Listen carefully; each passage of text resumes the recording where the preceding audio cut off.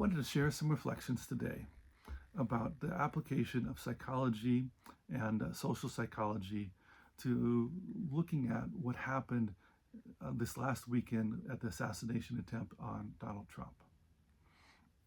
My intent in this is to give consideration to what is best for the United States and what reflects a responsible response to the assassination attempt, which also includes consideration of what is an irresponsible response to this. I'm going to draw in particular from terror management theory. Terror management theory is a social psychology approach that's rooted in the work of Ernest Becker. It's considered an existential social psychology approach, and it is likely the existential psychological theory that has the most empirical support, or one of the most empirical support of all the existential psychological theories. There's been extensive research done on this. It was developed by Tom Pazinski, Sheldon Solomon, and Jeff Greenberg a number of years ago, and there have been hundreds and hundreds of studies on terror management theory since this time. Tom Pazinski in particular has been interested in the political applications of this and has done research on the political applications. In general, one of the things that terror management theory, or TMT, advocates is that reminders of death have an important impact upon people. And when we talk about terror, we're not talking about terrorism. That was a mistake that was made after 9/11 when the founders of terror management theory were invited to do a lot of interviews thinking that their theory was about terrorism. It's not. What it's talking about more is the terror of death. And when there are these reminders of death, this has an impact upon people where they seek out things to help them feel better. I'm not going to go into all of those, but one of the important things is one's in-group or social group with a group with shared values becomes more important to the person, and there becomes more suspicion or animosity towards people that are perceived as different or part of a different group or an other. And so this then was something that Tom Pazinski and colleagues tried to apply to political situations. So one of the really fascinating studies that was done was Tom Pazinski teamed up with a colleague that was in Iran, and they did parallel studies in the two countries. What they found is with reminders of death in the United States, and this was done in an area that was a smaller, largely conservative Christian area. And what they found was that the reminders of death increased the support for assassination attempts of a foreign leader, preemptive attacks or war with another country, while in Iran, what was found is that reminders of death increased support for terrorist bombings, suicide bombers, things of this nature. So for both countries, the reminders of death tended to increase the support of or justification of attacking another country in violent ways or other groups in violent ways. There was also research that Pazinski did that showed that reminders of death influenced individuals so that they were more likely to vote for the political candidate or the political party that was seen as the more nationalist party, or putting country first in certain ways, or that prioritized things along the lines of national defense, even if this reminder of death had nothing to do with violence directed at the United States, but just was a reminder of one's own death. So in looking at this then, Pazinski became interested in, well, how do we counteract some of this then? And what he found was that in the United States, that, and we have to keep in mind, this is where this context of it being a largely conservative Christian community has some implications, that using verses of love and justice, things such as these, as mediators between the reminder of death and the questions, counteracted it. So if there was the reminder of death and there was a reminder of these verses on love and peace, things of this nature, it decreased the likelihood that people were going to be more likely to support an assassination attempt or a preemptive strike on another country. In Iran, when there was a mediating verses from the Quran about love and peace, again, there was a less likely to be support for the suicide bombings and terrorist attacks. So this is interesting that these reminders of love did this. Now, this was in particular in a religious context here. And I've not seen research that applies this more generally, but I think a logical step from this is that in response to these reminders of death, if we want to decrease the propensity to support violence towards an out group or others, that reminders of the importance of unity, of love, values of peace, and things of this nature are more likely to decrease that propensity to violence. Whereas talking negatively about the other group is more likely to increase this. So let's look at this then with the particular incident that happened with the assassination attempt on Donald Trump and what this means for what is a responsible way of speaking to what happened, and one that puts what's best for the country first. Well, first of all, let's look at that's what we know about the shooter. We don't know a lot about the shooter. We don't know the motives, and good chance we'll never know the motives. But from what I've read at this point, there's not evidence that this was connected to a group or a group affiliation. The individual did give money to a progressive group, but is registered as a Republican. And what we know about the friend group, at least in high school, this individual, was that the friend group tended to be more conservative, including a lot of Trump supporters. So there's not information suggesting that this individual was strongly aligned with progressive or democratic ideals. There's a good chance this shooting had nothing to do with politics. We don't know. That at times, shooters such as this, it's about what's sometimes called one's immortality project or seeking recognition, some way to be recognized, some way to be seen.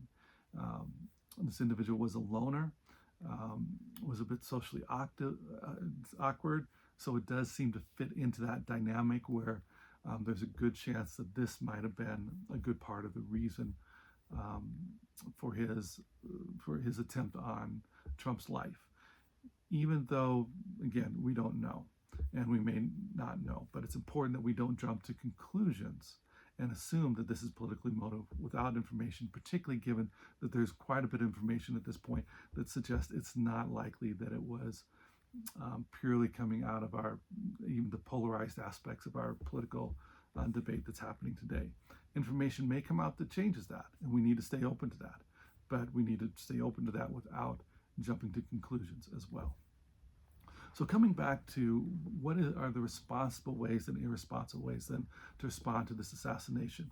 And this is something that I think we need to look at in assessing the integrity and character of our politicians that are speaking regardless of party. Because what we can see is and I've seen some of already in both parties, is that they're blaming the other party for what happened. That doesn't fit with the evidence right now.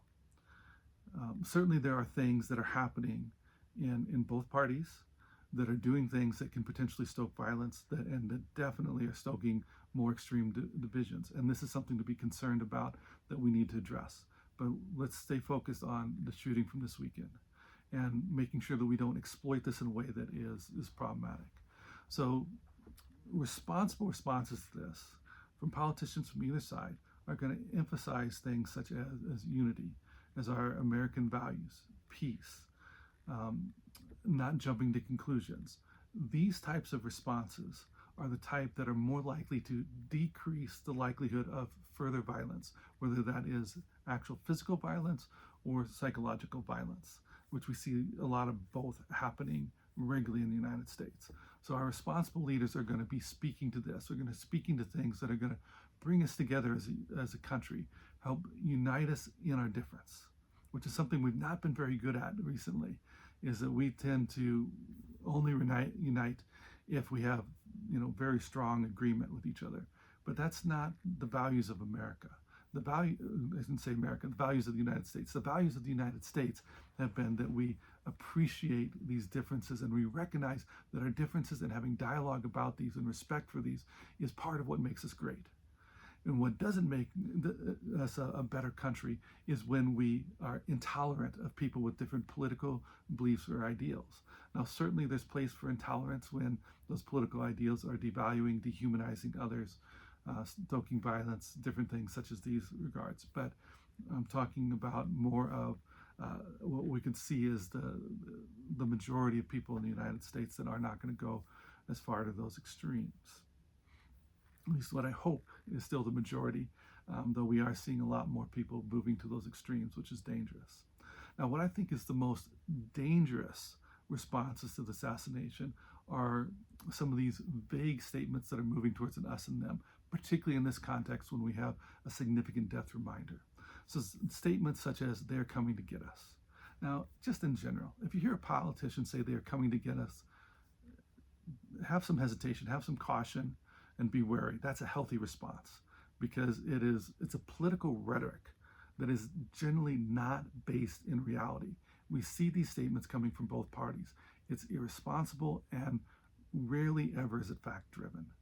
There is not a majority of people in the United States that are coming for the other party. It's just not happening. There are intense differences, yes.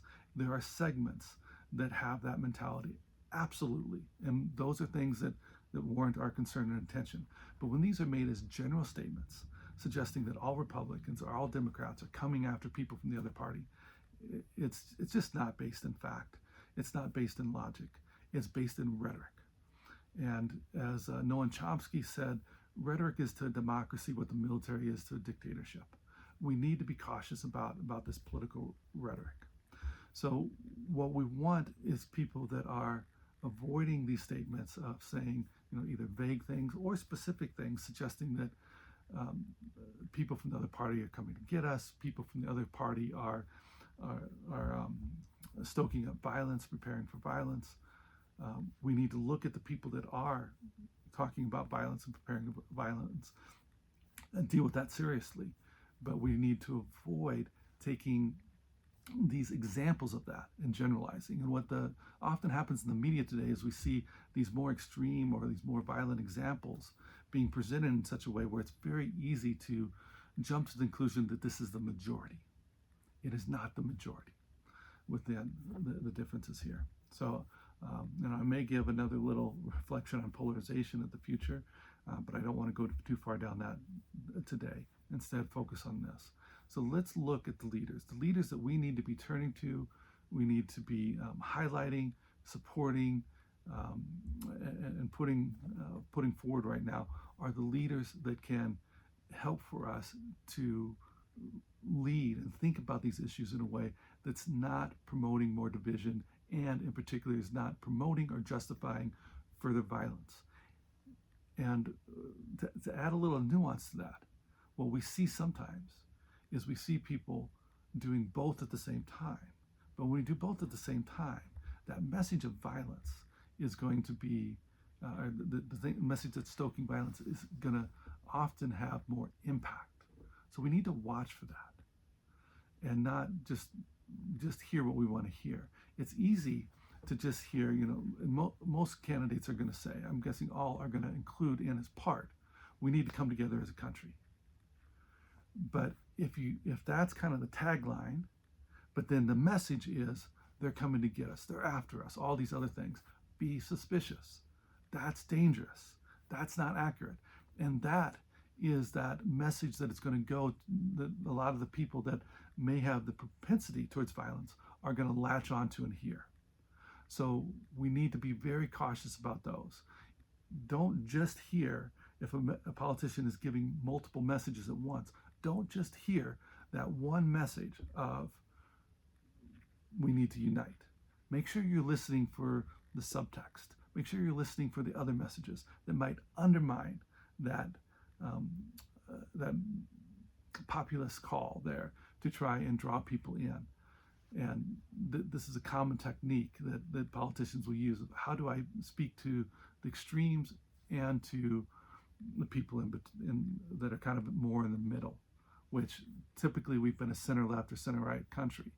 And so you've got to appeal to that center, and that center is often going to be what sways the vote one way or another when it gets to the election day.